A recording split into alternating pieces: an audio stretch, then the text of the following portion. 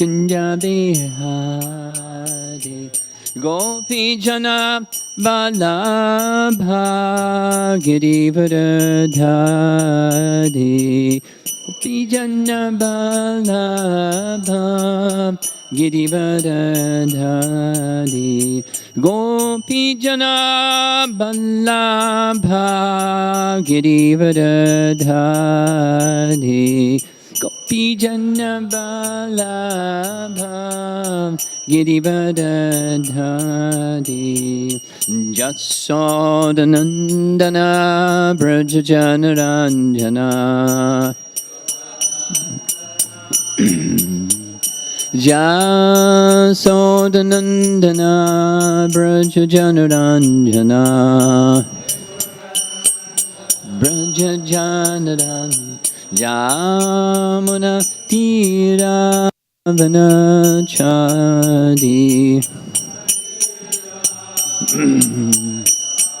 Jamuna Tira Vanachadi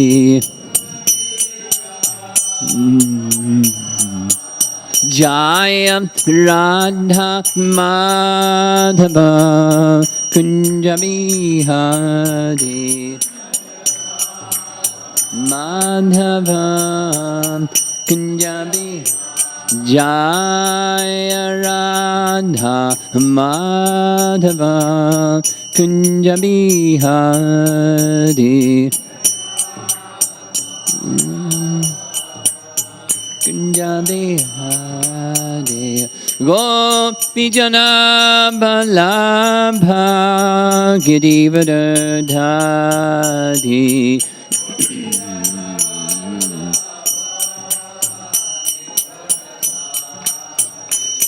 Gopi Jana Balabha Girivardhari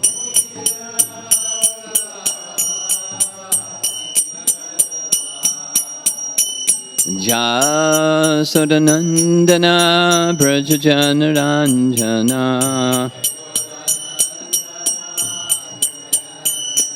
Jasodanandana Brajajanaranjana Jamanatira Vanachadi Jamana Tera Vanachadi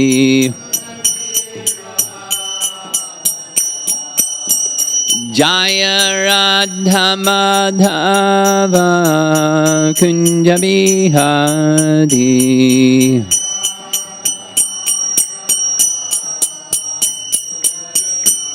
Jaya Radha Madhava Kunja Bihari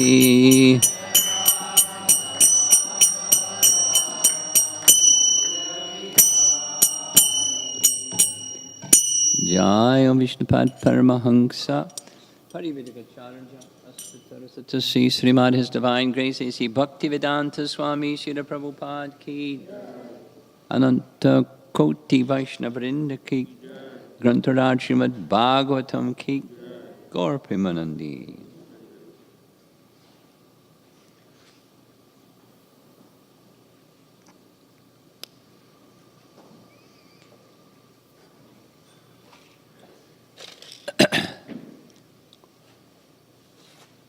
Yesterday, we managed to complete not the entire chapter 5 of Canto 7, but the instruction portion of chapter 5. And we'll hear the rest of chapter 5 briefly this morning. The section ended with Hiranyakashipu deciding, not just deciding, angry, threw his son on the ground, kill him, enemy. That's where it ended. Not a nice man.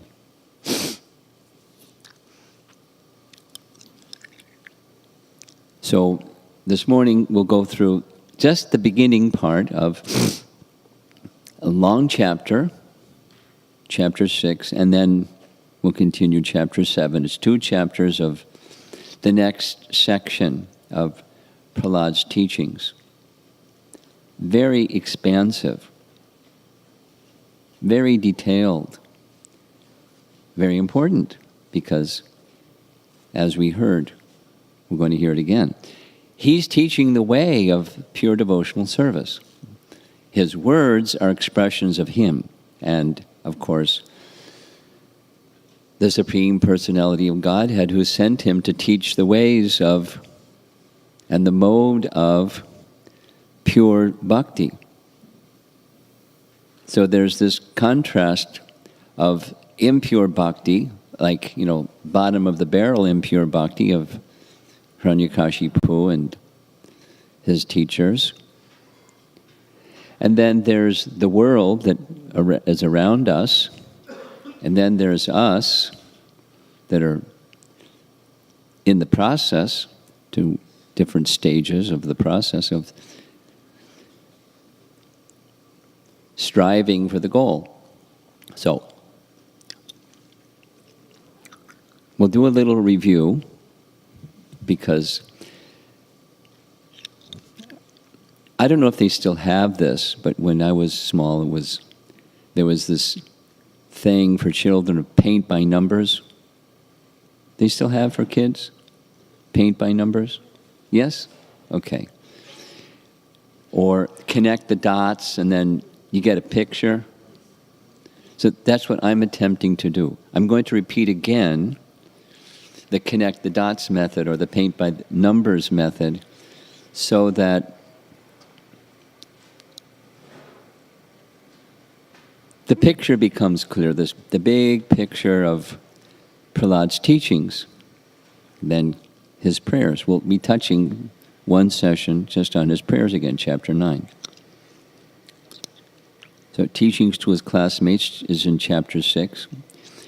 Just again, some glorification and appreciation of the person who we're hearing from. Prahlada is one of the 12 supermost authorities in the whole history of creation. That's a big title. One of the 12 Mahajans, found in Canto 6, declared by one of the 12, Yamaraj, to the Yamadutas. And Prahlada is at the top of the list. Made reference to this already, making it again, from chapter 10. In text 22 of chapter 10, Madhvacharya is quoting Skanda Purana, where, this is Prabhupada's purport, where Prahlada Maharaj is considered the best, amongst the best. That's a good title, and look at the list. Shukadeva Goswami and Vyasadeva and everybody. He's the best of the best. So that's who we're hearing from. And you've seen this slide before. You probably see it again. In the introduction section of chapter 6, here's a part of what Prabhupada writes. 2 sentences. By accepting the lotus feet of Prahlada Maharaj, who is in the Parampara succession, that is, he heard from Narada. Now, he heard from Narada, but Narada's in the list of 12, and Prahlada's the best. One will be able to understand the mode of spiritual life. That's important. But we have to take shelter of his lotus feet and pada rishekam, pada abhishekam. Take his instructions and take shelter of him through his instructions. That's the invitation, the opportunity. of Srimad Bhagavatam. Then we can understand the mode of spiritual life. In accepting this mode of activity, there is no need for material qualifications, which comes out abundantly, particularly in his prayers, because like a devotee, he's embarrassingly humble, totally qualified, and abjectly humble, which is fantastic.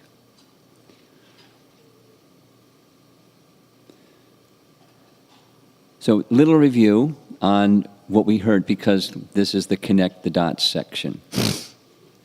The first instruction or teaching came to his father. We'll go back so you don't get distracted. It's the starting point. It's where, dot number 1 goes. And so, Dehinam and Asadgrahat. It's 2 things. There was part of the question and answer session yesterday was one who is rooted in false ego. How do you go forward? So asat grahat is that false ego. Dehinam, that's all of us. We have a body. And then asat grahat is accepting the body to be the self. And then I, and then mine. And that the consequence is intelligence becomes filled with anxiety. We also heard the intelligence becomes bewildered. And we take what is wrong to be right and what is right to be wrong. And even if we're good people, or trying to be good people and so forth, we miss the target, the goal. So that's a foundational point. And then the next section that was to Hiranyakashipu, what's the best thing he learned. And then give up that way of life and go to the forest and worship the personality of Godhead. He went to the forest for another reason, to become the eternal ruler of the universe. That wasn't to worship the personality of Godhead. So, the next section of teachings is to Shanda and Amarka. And here it focuses on several things, but it extends the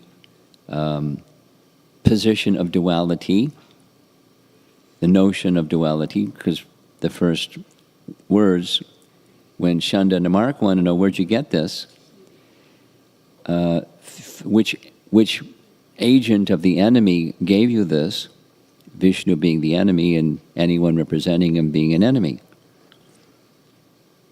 I've heard of friends an enemy, and now I'm seeing it.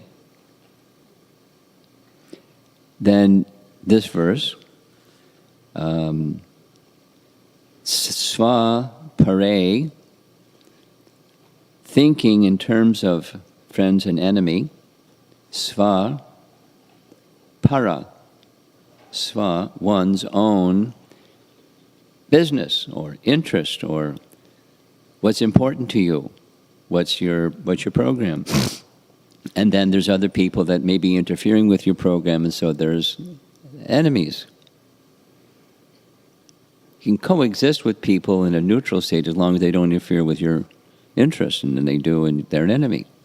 You do stuff if you're in this world of duality. Yeah, you can tolerate it.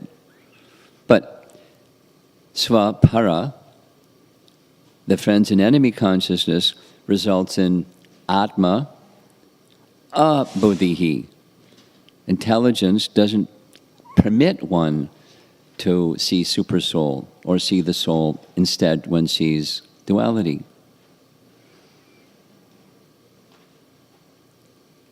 And the path out of duality, muyanti. Intelligence is bewildered. You can't see Krishna and you can't see the path to Krishna. You see something, you see devotional service some other way, you see Krishna some other way, but you can't see properly. The Friends and Enemy program. And you wanted to know how I got this intelligence. I got this intelligence, this consciousness from Lord Vishnu. The same intelligence that you have to see friends and enemy, I don't see Vishnu as enemy, and he gave you the intelligence to see devotional service. Now, he doesn't say, I heard it from Narada. Not disclosing that to them. They will offend Narada. So he doesn't disclose. And then there's another section that we covered. Well, another section, number 3, is devotional service. Hiranyakashipu asks again, and he lists the 9 processes of bhakti. Very important verse.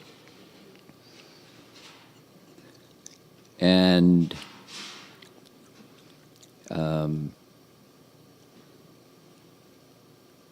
Hiranyakashipu then turns to Shanda and said, you spoiled him. They said, no. He's a spontaneous bhakta. So don't falsely accuse a Brahmin. It's not the right thing to do. It's bad. It's not good. So then he turns to Prahlada. If you didn't learn from your teachers, where'd you learn? So listen carefully. This is to connect the dots. From 1 to 2, now here's number 3. You're in the bodily conception of life. You should let go of that bodily conception of life and the attachment to the temporary. That's detachment and attachment to the Supreme. Next is those who don't do that, they see friends and enemy. They can't see Super Soul. They can't see the way of devotional service. And you see Vishnu as enemy, but I don't see that way because he's giving me the intelligence to see, as I'm seeing, the way of devotional service. Same with us.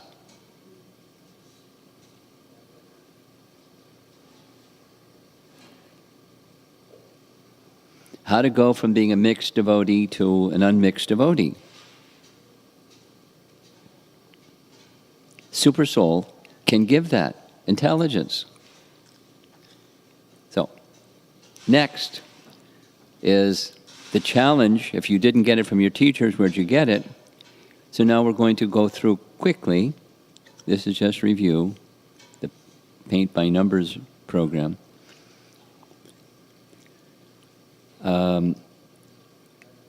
2 very often quoted verses. You saw these yesterday evening. Matirna Krishne paratak svato va mito vipadyeta grahak ratanam adanta gobir vishatam tamishram punak punascharvata charvananam. There's alliteration in the verse. It has the ornaments of beautiful composition. So,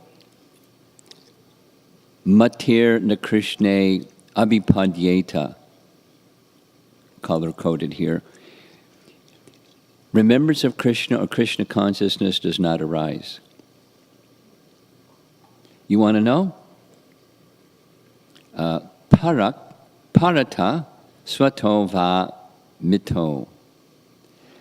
Even if I explained it, or you made effort on your own to understand it, or a combination of the two. We attended a Hare Krishna conference, and we tried together to awaken Krishna consciousness. You wouldn't get it.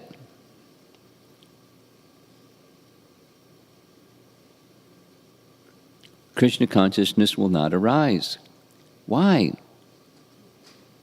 Braha pratanam. Too much attachment. You keep the anchor down, you're not going to get it.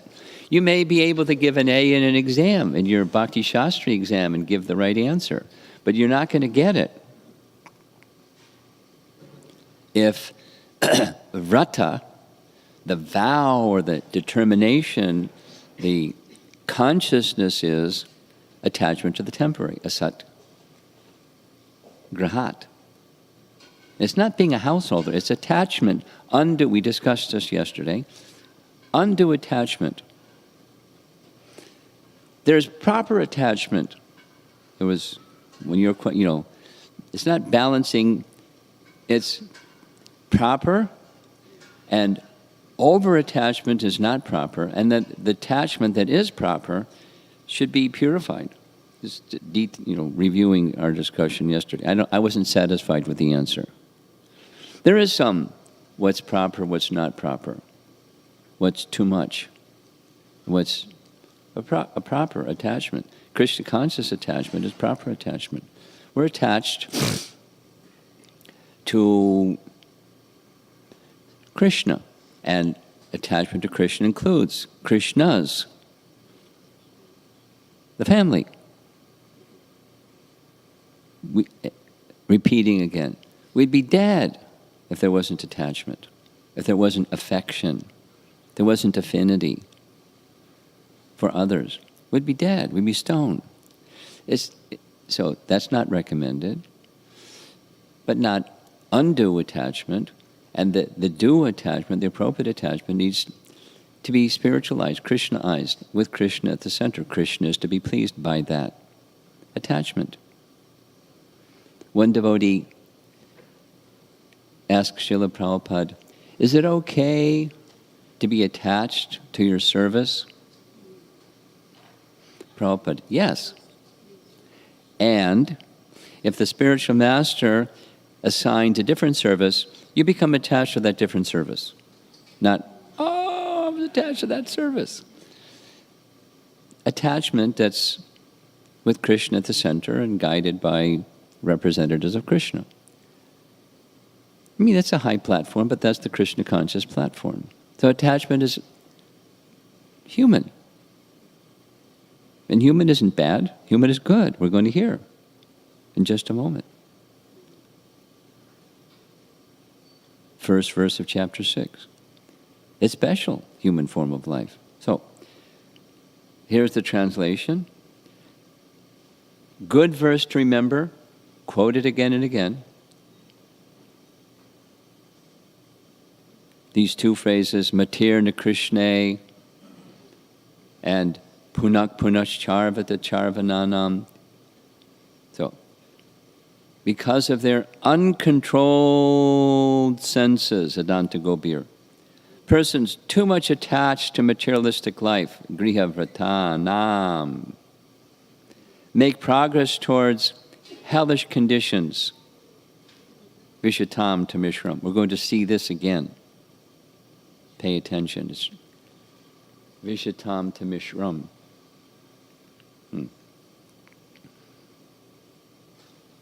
Progress towards hellish conditions and repeatedly chew that which has already been chewed.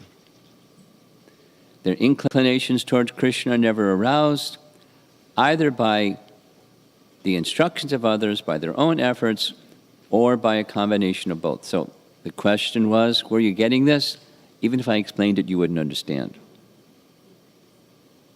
Or your efforts to understand won't work in the combination. Then another, maybe of all the verses, well, it's way up there in the often quoted verses. This first phrase, Na Tevadu Swartakatemi Vishnu, by our founder Acharya. And this is the world in which we live.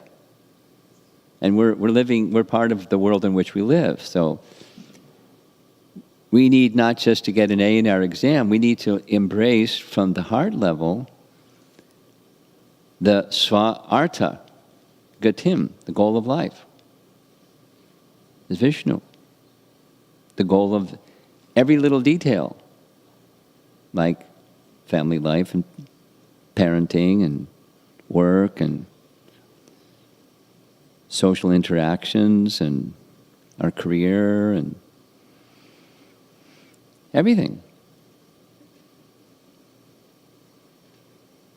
Your income, your expenses, your shoes, your dhoti or sari, everything is with that purpose, pleasing Vishnu, pleasing Krishna. Those that don't know, Darashaya, Asha, means desire. And durasha is bad desire. Durasha. So, attachment to material consciousness. We're trying to get out of material consciousness and we're attached to material consciousness. At least certain parts of it. Certain parts of it are disgusting. But certain parts of it we're attached to, and we just carry our baggage with us into the house of bhakti. It doesn't belong in the house of bhakti, so we have some turmoil in our mind, in our relationships, in our career, in our lives, in our interactions with the world around us, inside and outside. Durashaya. Why? Bahir artha manina. Bahir artha, the happiness is outside of myself. I just have to get my hands around it. It's out there. I'm convinced. Even I'm getting bashed, I'm convinced it's out there. And like a donkey, I just keep going after it. And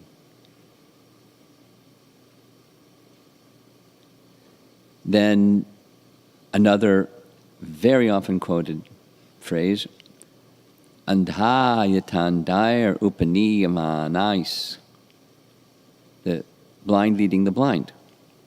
So, in the world, there's leaders and followers. It's just the way of life. And when the leader is blind, the followers who are also blind, now, a person who's not blind isn't going to follow someone who's blind. But a person who's blind will follow somebody who's blind. And that's the way of material life. It's just like, anatomy of material existence here. Te pisha tantriyam urudamni badha. One is bound by fruitive activities. Gee whiz, read Bhagavad Gita, and how many times do you read that word, fruitive activities? And we're bound by that consciousness. Even in the realm of bhakti, we're doing something because we want something. Now, Prahlada's teaching is, no, don't do something because you want something. That's business. That's not bhakti. That's not a devotee. Certainly not a pure devotee, and he even says it's not a devotee in his prayers. We'll see it, chapter 10. So, very important verse. Persons who are strongly entrapped by the consciousness of enjoying material life. That's durashaya. The consciousness of enjoying material life. Here's something I've quoted at least 100 times. Here's 101. Prabhupada. One of the primary duties of a spiritual master is to thoroughly instruct the disciple in the abject futility of finding happiness in fruitive activities. Prahlada Maharaj. It's really a good phrase. I'll say it again, it's such a good phrase. I like saying it twice. One of the primary duties of the spirit, so Prahlada is our spiritual master in the line of disciplic succession. He's teaching us. One of the primary duties of the spiritual master is to thoroughly instruct the disciple in the abject futility of finding happiness through fruitive activities. That comes at the bottom. Strong cords, urudamni, the strong cords of fruitive activity. We're bound.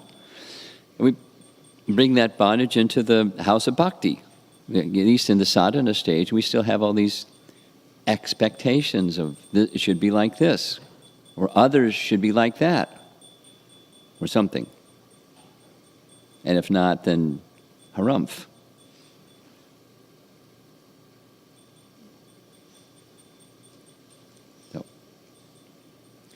And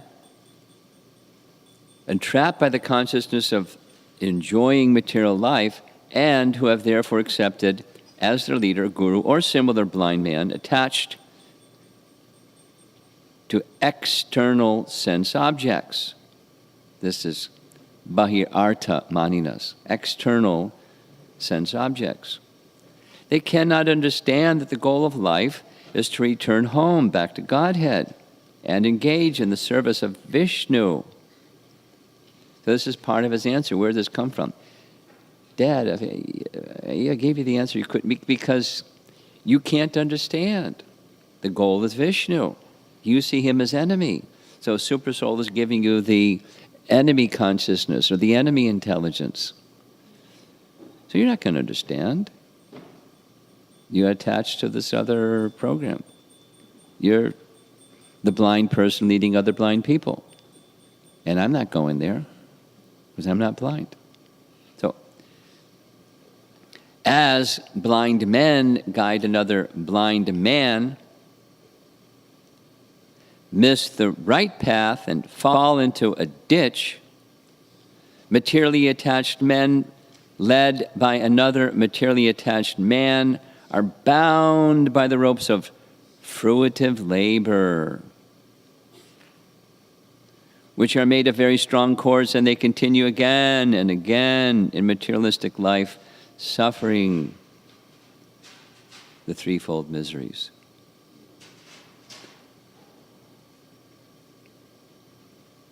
Very important. So that's teachings. Now we're going to hear Prahlada speak to his classmates. And these have been short and kind of like sutra-like, foundational-like. And then comes, the picture starts to fill in when he speaks to his students. But we're going to hear the first verse this morning, the first verse of his instructions. So this is where we ended up. All that was review.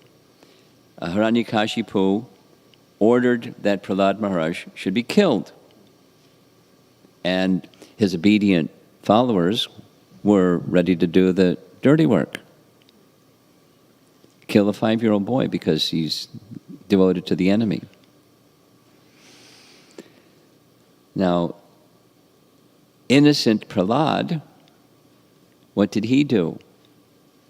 He remembered, right, of the 9 processes of bhakti, which we heard earlier, him reciting to his father. His perfection was always remembering. Based on Shravanam Kirtanam Vishnu Smaranam, or Manmana Bhavamad Bhakto. So he didn't forget, even in the most extreme of circumstances. So the verses say he tried many, many things. Many, many things. They didn't work. So then it specifically said some additional things. So besides this little list, there's many, many things. The den of snakes, push him off a cliff, stampeded by an elephant. There's the snakes again. In a fire or pot of boiling oil in the midst of a fire. They tried to kill him in many ways, but were unsuccessful.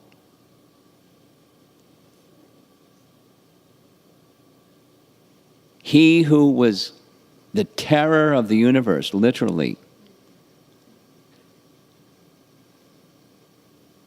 his son, 5-year-old boy, is not afraid. And not only not afraid, but he can't harm him at all.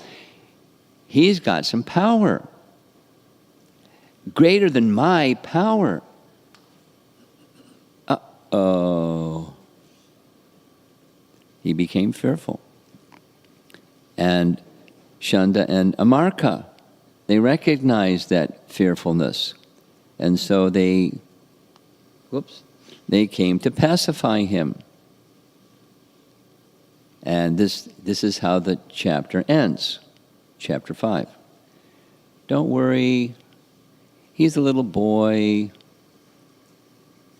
He'll get over it. We're good teachers. We know the way of divide and conquer and, all those rules of materialistic life, and we'll work on them.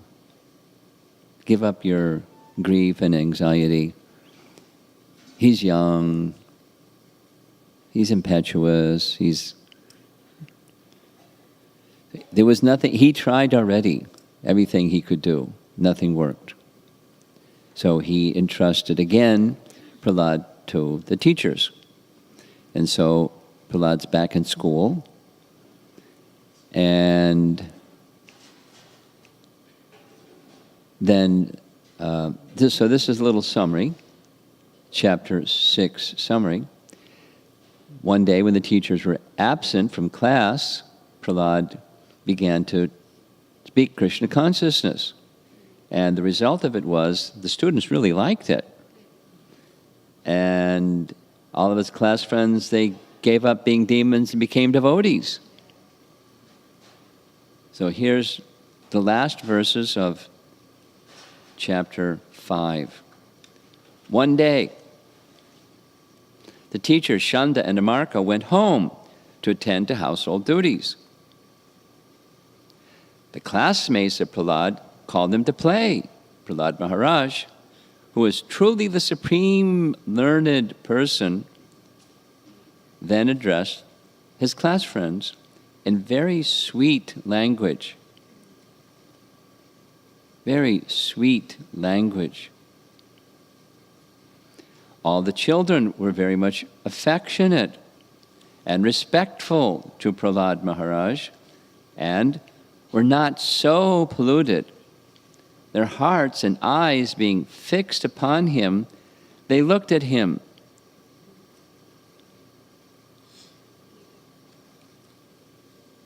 With great earnestness. So they were eager to hear. That's a qualification. They were looking up to him. That's another qualification. Quickly they moved because of the power of Prahlad, because Prahlad had the same power speaking to his teachers in Hiranyakashipu, but they weren't so polluted. It made it much more quick. So that's the end of chapter 5. And then this summary is, he's going to smilingly teach about the uselessness of materialistic way of life. So this is, devotees, we can't progress if we hold on to asat. We have to engage with asat because that's the world we're in. But remaining attached to hoping to find happiness in asat, that expectation for finding happiness there in sense objects and interacting with them in the right way, whatever it may be our favorite combination of things, there's no happiness there. So if there's no happiness there, what do?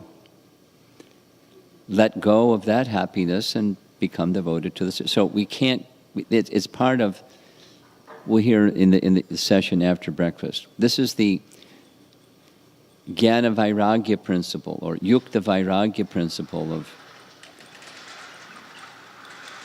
the Bhagavatam and Chaitanya Mahaprabhu's teachings.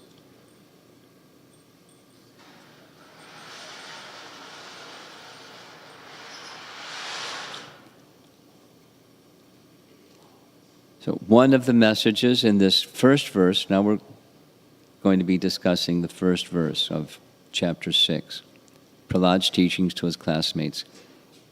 So many times Prabhupada quotes this one, especially the first line, or the first two lines. Let's chant together. Komara acharet pragyo dharman bhagavatan iha durlabam manusham janma tad api adruvam artadam. Now break down the words. Komara acharet.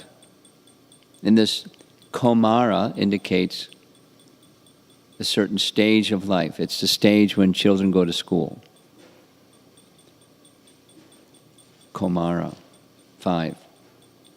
So from the tender age of childhood, is in his translation. It can start earlier. It should start earlier, we hear. But instruction-wise specifically, pragyo, we find this word multiple times in chapter 5. Who knows the meaning of pragya? Intelligence. Those who are intelligent. Sthita pragya and so forth. Situated in intelligence. Where do you get it? You get it from Krishna. And if you don't get it from Krishna, you don't get it. He's willing to give it. He wants to give it. But if we're attached to the temporary, then he won't force you. He'll offer it, but you won't get it. Bhagavat Dharma. So this is the whole of the Srimad Bhagavatam is Bhagavat Dharma. And the human form of life, especially those who are intelligent, should be given the opportunity, my dear classmates. You want to go play, children like to play, but from the tender age of childhood, there should be this nice instruction in Bhagavat Dharma. And Durlabham indicates rarely achieved. Rarely achieved. Very special.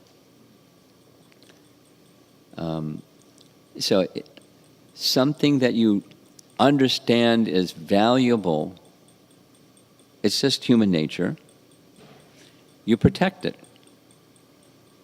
Supposing you have some wealth, supposing you have heirlooms. This is Vishwanath Chakravarti Thakur's explanation. You don't neglect it. You put it in a very safe place and you treasure it and value it, and because it's valuable, you hold it dear to yourself and you protect it. So this human form of life is really rare, really valuable, very special. My dear friends, please consider. Manusham Janma, this birth in the human form of life, is very rare. And tad, pronoun referring to this rare human form of life, api adruvam, although impermanent, because all bodies are impermanent, everything of this world is impermanent, but the human form of life, artadam, has the potential, special design of the human form of life to achieve the goal of life, to achieve perfection in life. Rare, special. Don't lose the opportunity because you don't know what's next.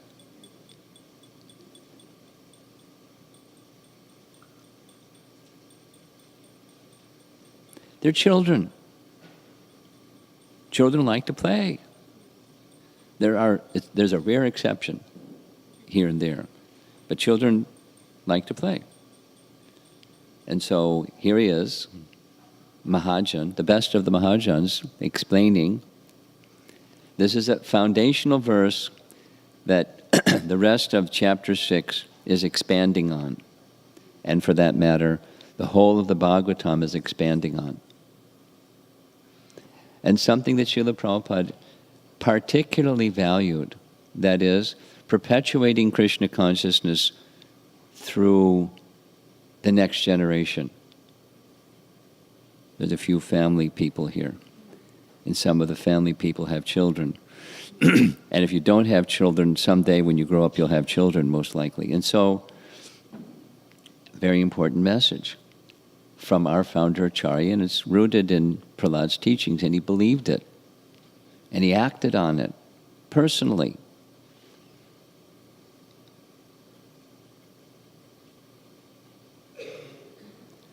So here's Prabhupada's translation.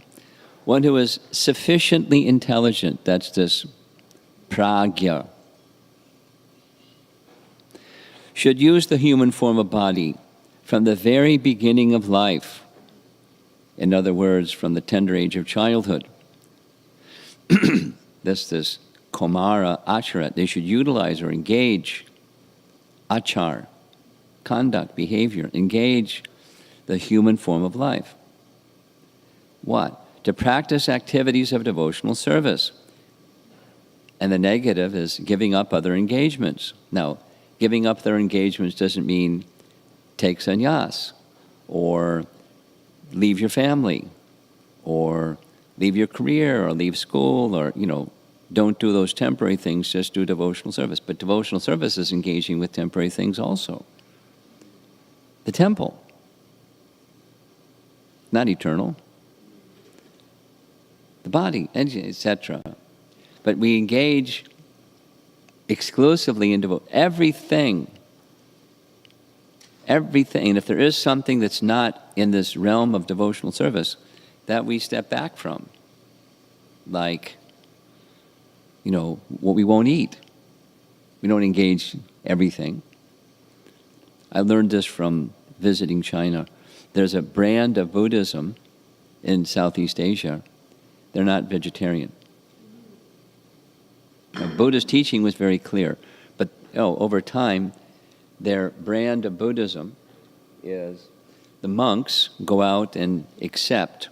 There's a rationale behind it, but they're just dependent on whatever comes, and whatever comes is what they eat.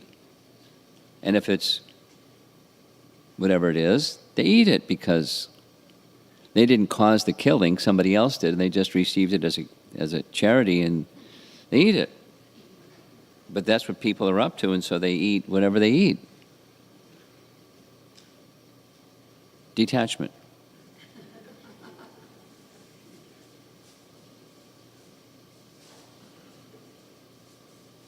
So, giving up all other engagements. The human body is most rarely achieved. Durlabham, value it very much.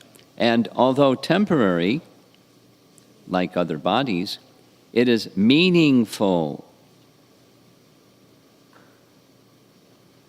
Meaningful. We'll see that word in just a moment. Because in the human form of life, and that's this artadam, because in this human form of life, one can perform devotional service. Even a slight amount of sincere devotional service can give one complete perfection. Now, we're not there yet, so maybe we're not sincere. But we're sincere, but also mixed. So this is an encouragement to go beyond mixed.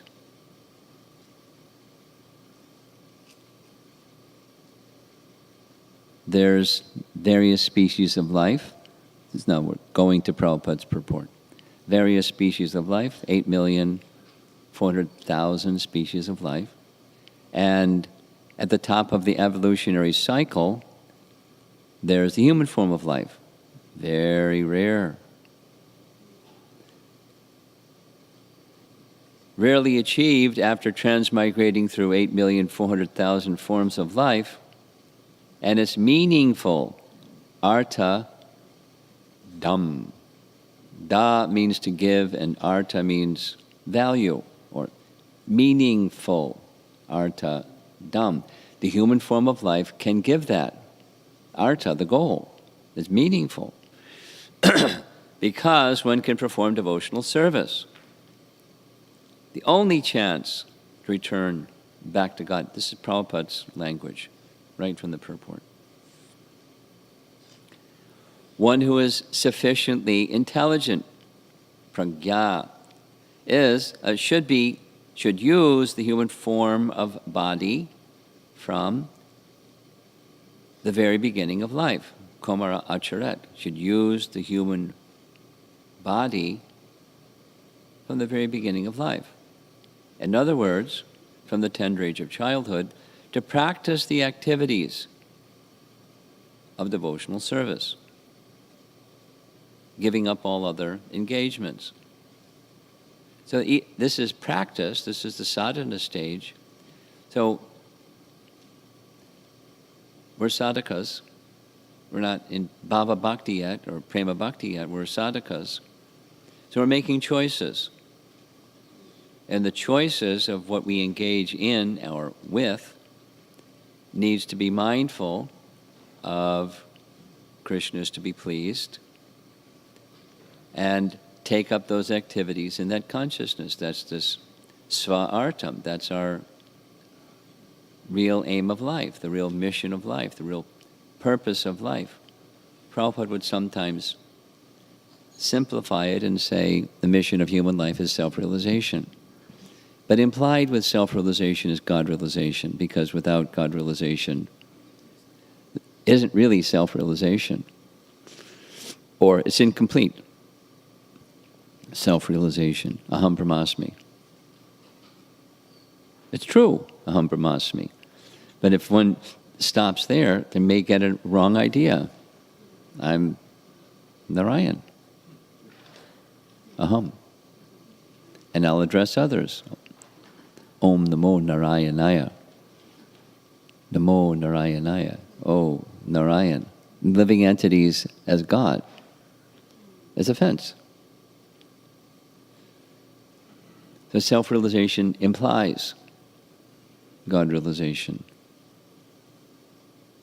And giving up all other engagements, I'm repeating, but it doesn't mean trash the temporary or give up your worldly possessions. That's a Western notion.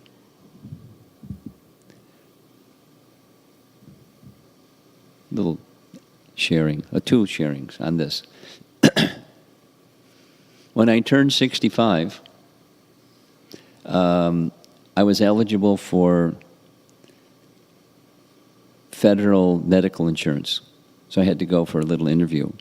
And one of the questions, the person behind the glass wall, asking, have you taken a vow of poverty?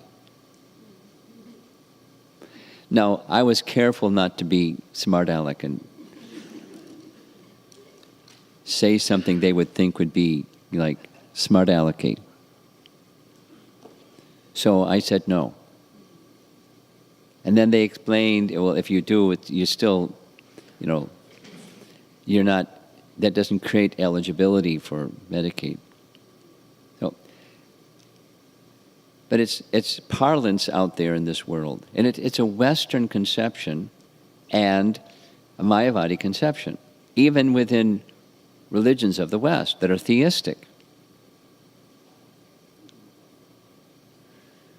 So, something that happens at our temples, many, if not everyone that I've been to, from time to time, people who are teachers, high school, college, teachers of religion or Western or Eastern philosophy or something like that, or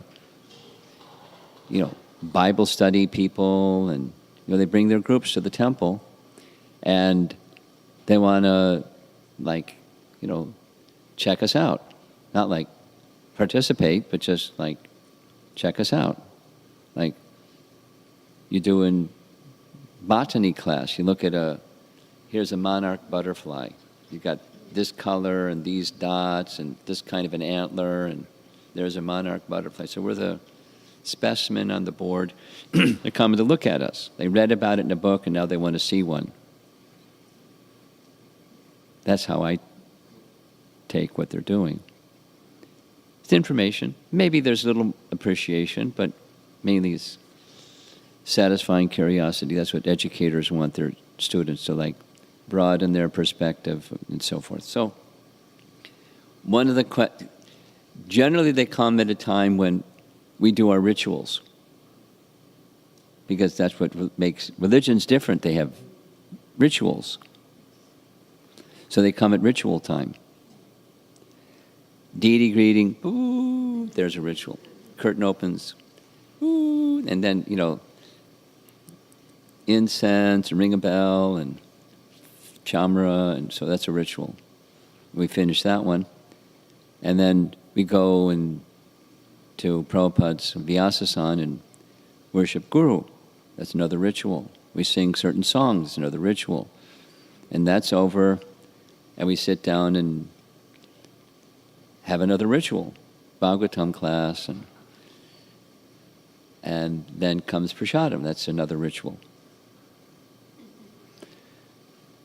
So I've been through a number of those, and one of the questions, not always, but it's a common question. In order to become a member of this religion, you have to renounce all your worldly possessions, which means you have to be a monk. You have to live in the temple and be a monk to be a member of this religion. They don't ask it differently. You have congregation members here, or it's just the people that live in the temple? They asked, you'd have to renounce. So the answer I like to give is no. Same as I spoke to the person at the Social Security office. No. But what you do have to renounce is the misconception that you have possessions to renounce. Because nothing belongs to us. Everything belongs to the source of everything. They've never heard that one before. I mean, it's not a totally new concept. I never heard it explained that way. Because here we are in a temporary place, a sat, and it doesn't belong to us, and we're busy making it ours. And then we depart this world, and it goes back to, the proprietor is the original proprietor, including the elements of the body and everything else. He is the proprietor, and he maintains a position of proprietorship. And then there's this false ego thing, or asat grahat mentality of material consciousness that thinks otherwise and becomes attached to it inordinately. So we have to give up those engagements. We don't have to give up the objects. We have to give up the misconception that they're meant for our enjoyment. That's bhakti.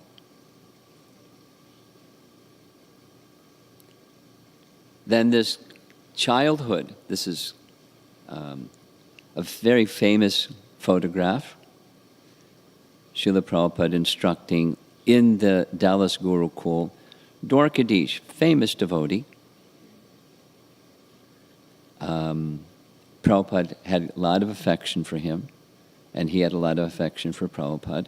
And Prabhupada is, at least the explanation that I heard, what Prabhupada is doing is he's showing him how to make Sanskrit alphabet. Didn't happen when he was,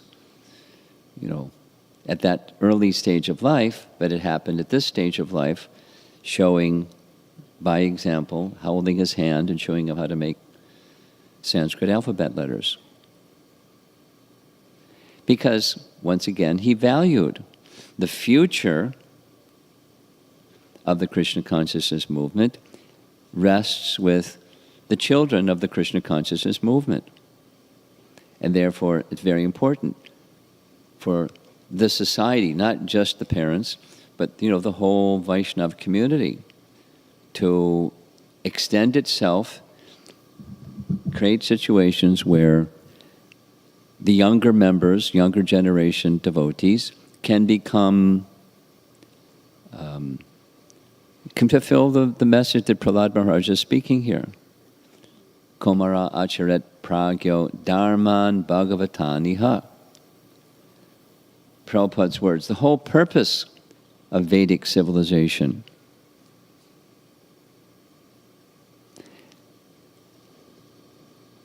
and of reading the Vedas is to attain the perfect stage of devotional service in the human form of life.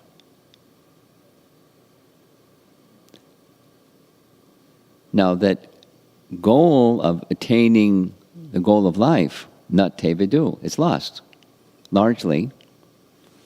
And even when someone has that idea, they have a misconception. Heaven. It's right in chapter 2, Bhagavad Gita, and it's true. Most people, that's the goal of life. There isn't anything more than that. Krishna says it. There isn't anything more than that. prosper in this life by pious activity, go to the heaven after this life. And they think, some people, it's eternal. Heaven is eternal. Nat te vidu svartakatimi Vishnu. Now, they're not to blame. They just don't have people that have knowledge. Transcendental knowledge. That which is beyond the temporary, descending through disciplic succession, still intact, not changed around over time. That's a big risk, and it happens.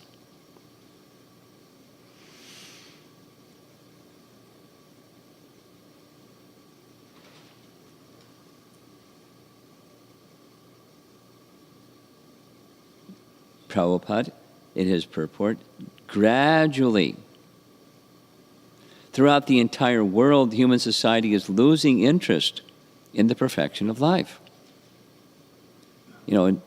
Not so gradual anymore. But time erodes unless there's support. Time destroys. But timelessness can replace it.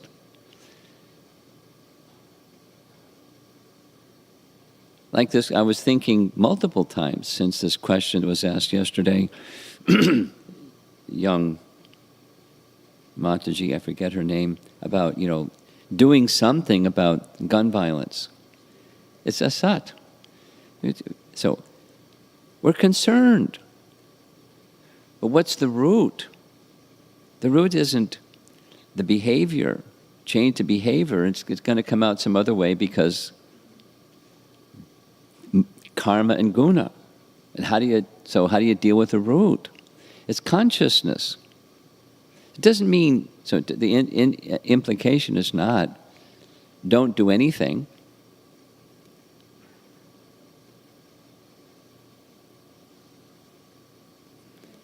We're supposed to end at what time? 9:15. Little story. I'll skip names. There was somebody who didn't like the Hare Krishna movement because during the counterculture era, they were a social activist. They saw the Hare Krishna people were cop-outs. In their words, banging on tambourines and dancing around with bed sheets and shaved heads. Cop-out. Be a social activist. She had, we didn't say something bad or do something bad or harm her or something, just like we weren't with the social activism program. Because that was, for many people, that was it.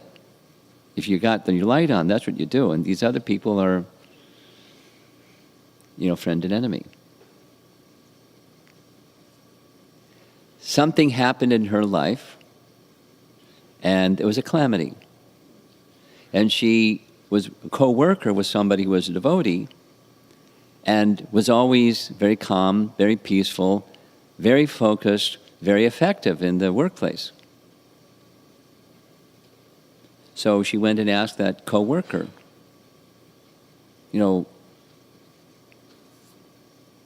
what's your secret? She said, I don't think you want to know. Why not? Because you don't like the Hare Krishna people. You think they're cop-outs. Oh no, you're a Hare Krishna person. Give it up. It's bad. She just smiled and didn't give it up. And then a calamity happened in this co-worker who her husband was diagnosed as having cancer. And it was in whatever the terminal stage, category 4, whatever it's called.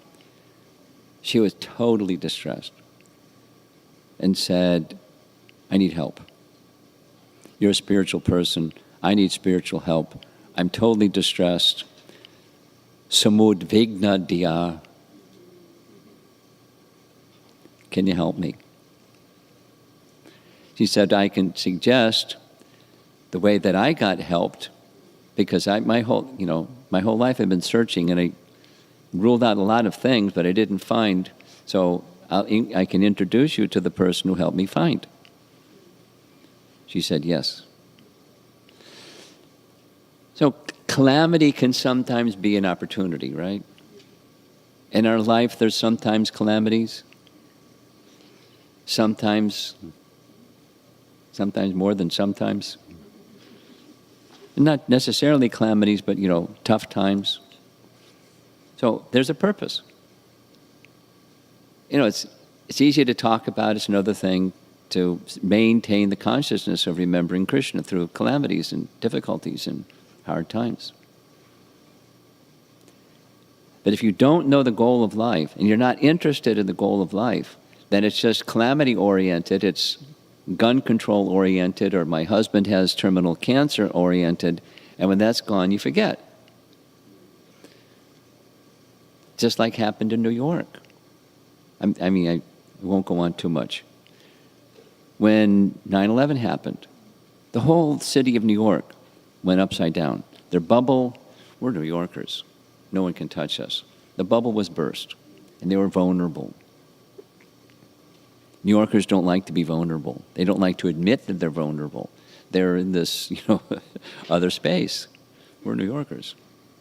Nothing can harm us. It's gone. People became very religious for a while. For about a month. Really exceptionally without the detail. And then it started to fade. Business as usual.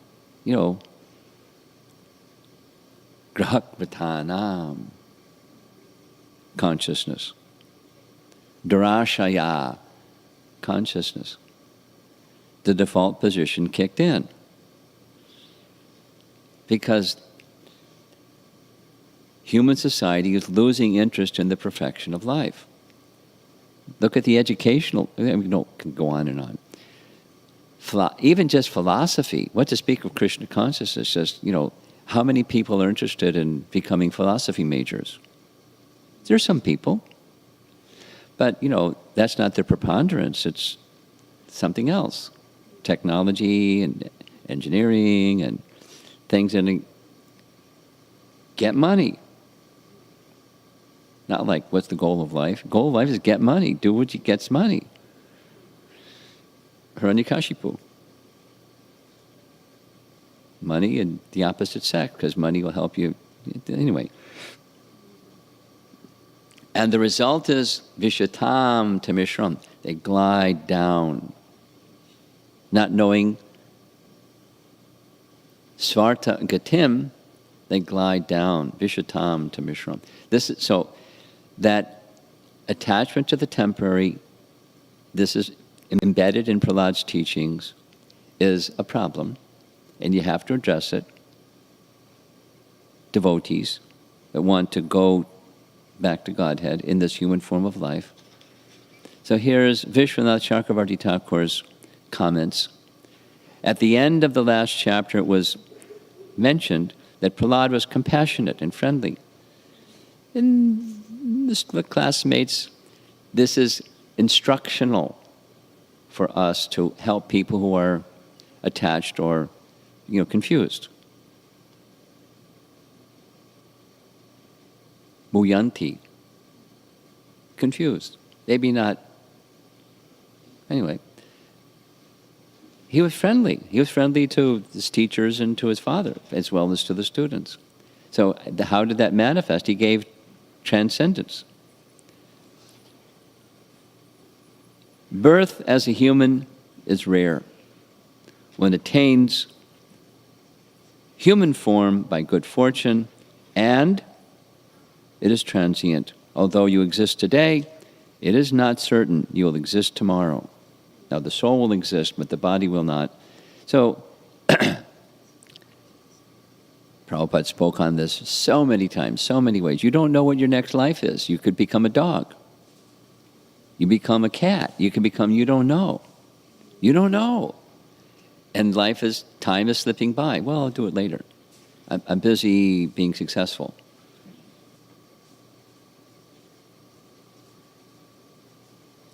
Urgency. He's speaking to 5-year-old boys with this voice of urgency. Question, a doubt. How can bhakti be perfected in such a short time? One lifetime. Artadam. The human form of life, properly guided, has that capacity. It's not notional. It's not dreamland. The gift of the Bhagavatam, the gift of transcendental life, is in this life qualify oneself to go back to Godhead. The distance may be great, that's okay. The human form of life has that capacity by design. And it's not just for some people, the storybook people. It's for us. That's the gift of the Bhagavatam. That's the gift of Chaitanya Mahaprabhu, the giver of the Bhagavatam. So, we'll take some time,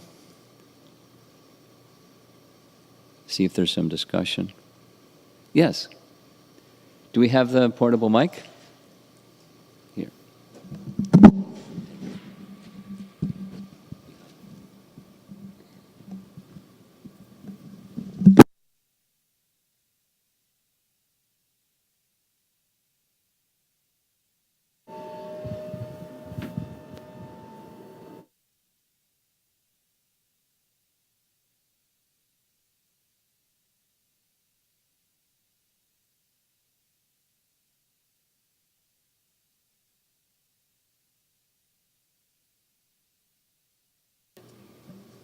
Okay. I have 2 questions if there is time.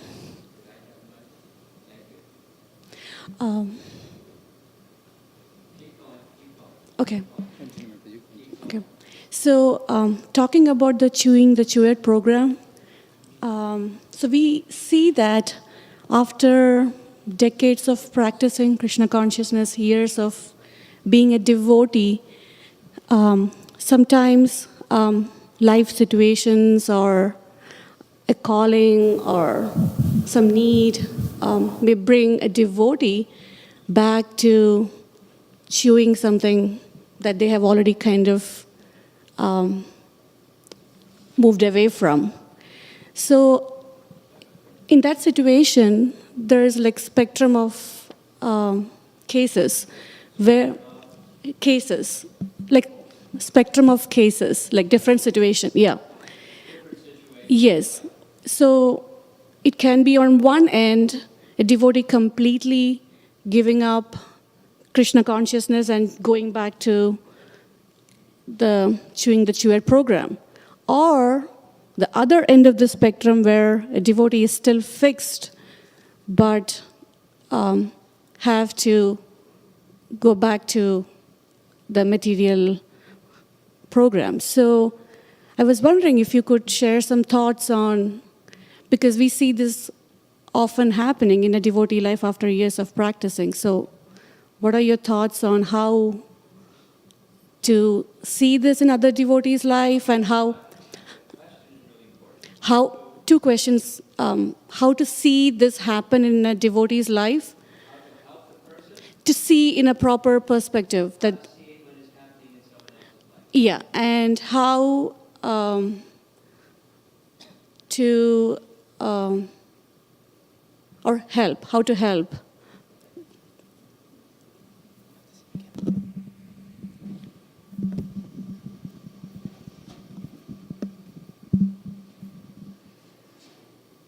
There's several things about how to see it. One of them is Prabhupada saying, when somebody leaves, don't be surprised. Be surprised if they stay. Meaning, conditioning is very strong. Submission is maybe there in the beginning for a variety of reasons. We want relief, etc. And when the relief is gone, when the stress that we want relief from is gone, we check out, because the motivation wasn't top. It was conditional, and conditional is addressed and someone goes away. Don't be surprised.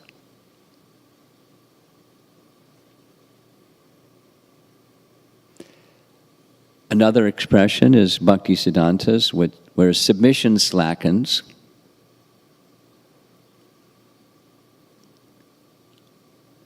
Then one may go away. Then another is offense. One may go away.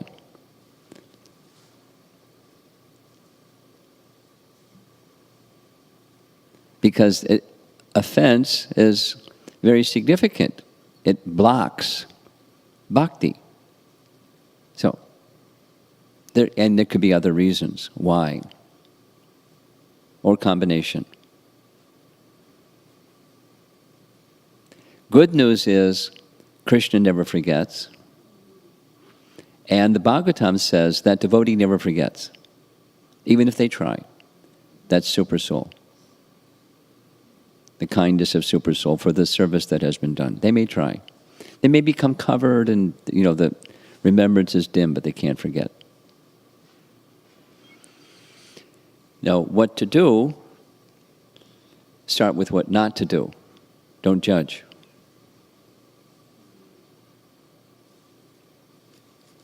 Big one. Don't fault find.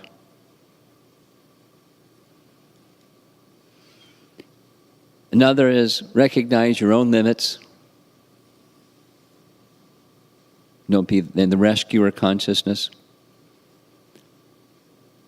There's very easy kartaham iti manyate. Let me go rescue. So don't do that.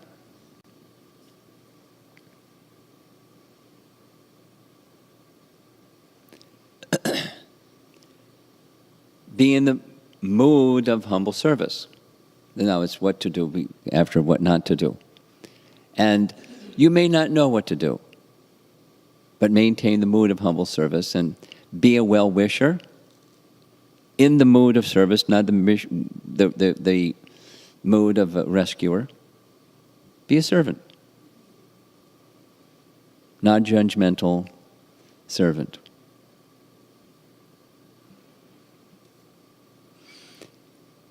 Pray for the person and pray to Krishna for intelligence. What's the best way to help this person? Be a good example. If you're trustworthy, more likely the person will be willing to accept something that you may have to offer.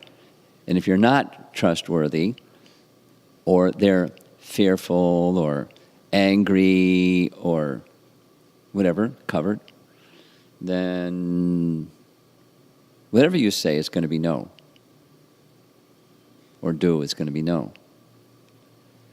So,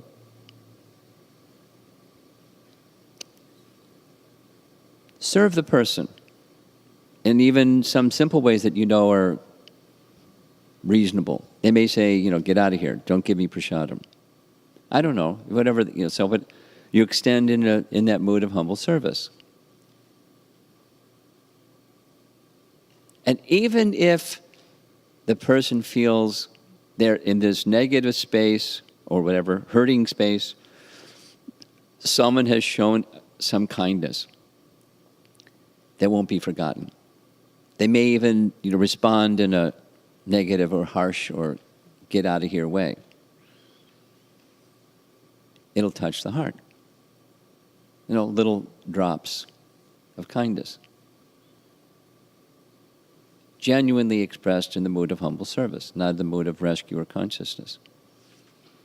And then, if someone, just like this individual, the co-worker, they saw, here's a spiritual personality.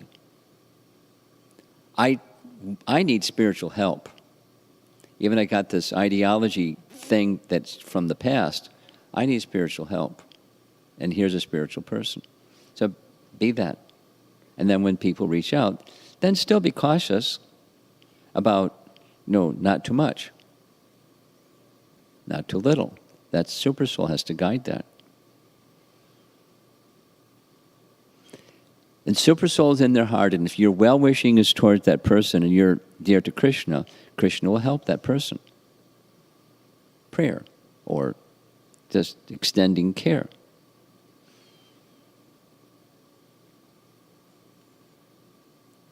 And we're in Super Soul's hands anyways, all of us. Something else? Yes, in the back. Hare Krishna Guru Maharaj. This is regarding the Kaumaram, that verse Pragyo.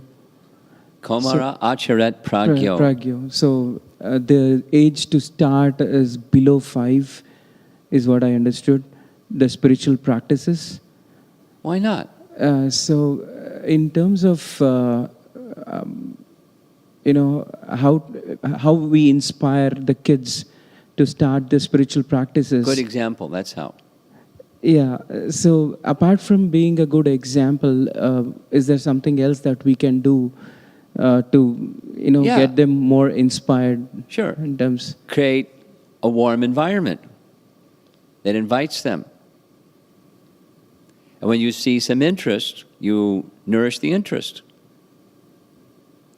For example, someone likes to draw. Give them materials to draw. Someone likes to, they see you doing arti. They want to do arti. Don't give them fire, but you give them something they can do. Here's the chamara. You can wave the chamara. Whatever it is they like to do, within reason, of course, you provide a resource. You're supporting their development according to their interest and natural inclination.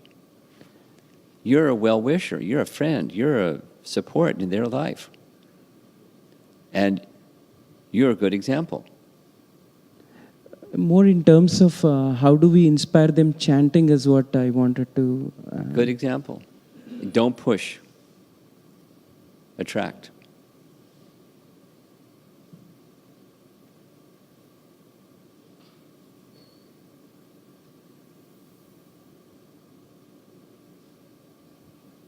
Thank you, Maharaj. It has to, children that are pushed, many cases I know, later in life, when they're not little, they give it up because they were pushed.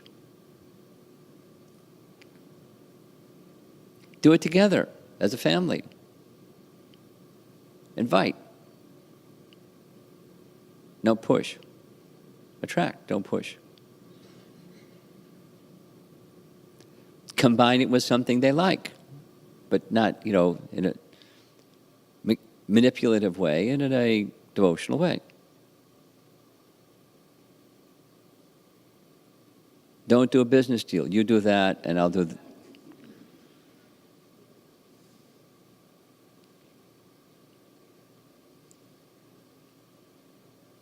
Okay? Yes, up front.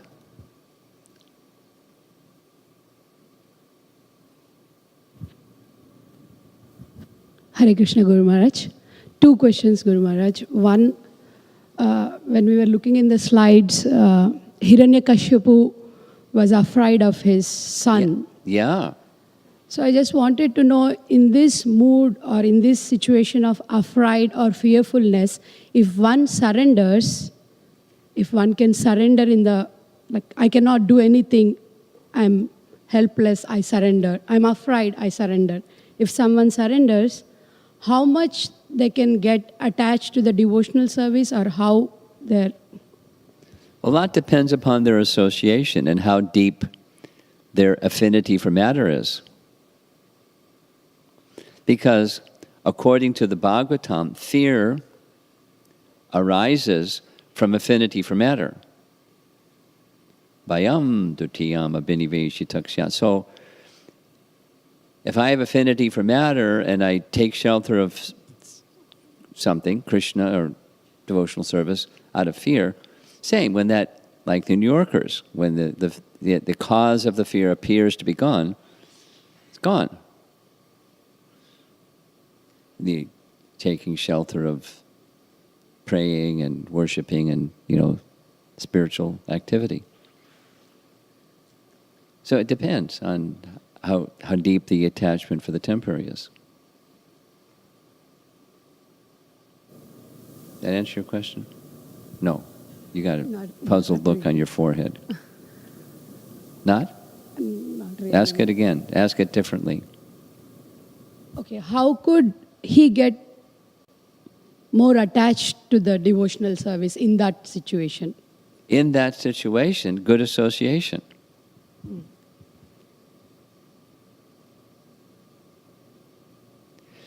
We've all had experience, or most of us, almost all of us have had experience reaching out. And when you find somebody that begins to take shelter of devotional service, it's great. And we don't, and continued association is needed. I mean, I have this experience particularly with college preaching, and someone shows interest, but if there's no association to support it, it fades because there's lots of other stuff going on, lots of other options, and lots of other desires, and lots of other association, and there's no loss, but to continue in the realm of bhakti, it requires association. Sadhu Sangha is needed to begin in the most advanced and in the intermediate stage. Most important. And with Sadhu Sangha comes all the other bhajana kriya activity. Okay? Okay, Maharaj. The Second question. Second one, Maharaj. Prabhupada has said in his words that gradually in the entire world, the interest of... Gradually what? Through the entire world, the interest of perfection of life, losing the interest of perfection of life. Okay. So it's like something universal kind of statement. Well, that's what he's saying. Yeah. So what do you think, Maharaj? Like, what do you think? Because losing the interest is something, they have the knowledge a little bit, but they are losing the interest. Or is it the only ignorance reason or something else also? Which kind of reason? Ignorance? Ignorance reason? Is it the Well, of only course. ignorance or something But else? ignorance is the root of everything else. You can say, you can express it in other ways. It's the influence of Kali. But Kali works through ignorance, propagating, expanding ignorance. And ignorance has lots of manifestations. And therefore, since the root cause of suffering is ignorance, propagation of knowledge. I mean, it has to be done appropriate for audiences, but that's the principle. Okay, we're going to end. It's 9:15. See you again for the rest, some continuation of chapter 6. Srila Prabhupada ki jai.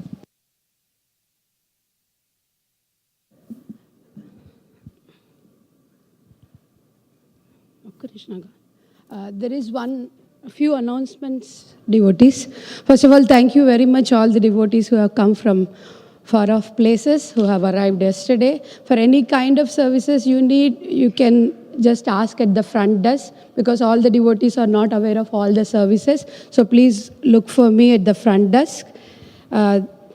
Yesterday's complete feast was sponsored by one of the CNJ couple, very good Grihastha couple who are serving lordships since they have been here. So Sundari Sita Mataji and Ram Nam Prabhu. So I have a special request from the couple. Sundari Sita Mataji's brother went through a major surgery a day before yesterday, and he is in the recovering stage. So we can all pray for Mataji's brother. His name is Raghavendra Kedlaya. Of course, I know you'll all remember him during your chanting prayers, but let's chant 3 times the Mahamantra for Prabhuji's recovery of health wholeheartedly, praying to the Lordships. Hare Krishna, Krishna Krishna, Hare Hare, Hare Rama, Rama Rama.